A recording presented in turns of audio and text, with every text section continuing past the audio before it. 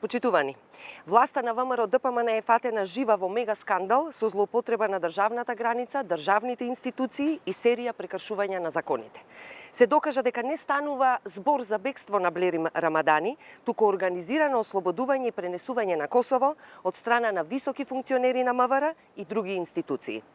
Основното јавно обвинителство не смее да молчи и мора итно да соопшти дека започнува истрага.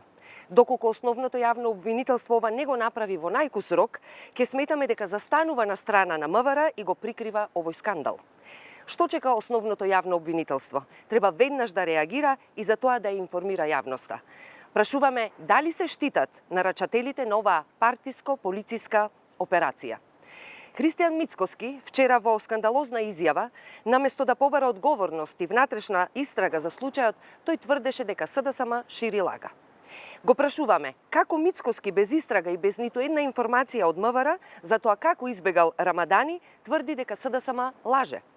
Ова не значи ништо друго, освен негов очаен обид да го забошоти случајот.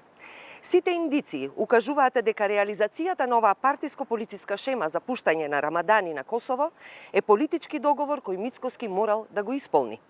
Доколку не се спроведе целосна, темелна и независна истрага, ќе биде јасно дека и власта и обвинителството решиле да го штитат МВР и Тошковски од одговорност, да ги штитат сите останати инволвирани во овој случај со се нарачателот и наредбодавачите.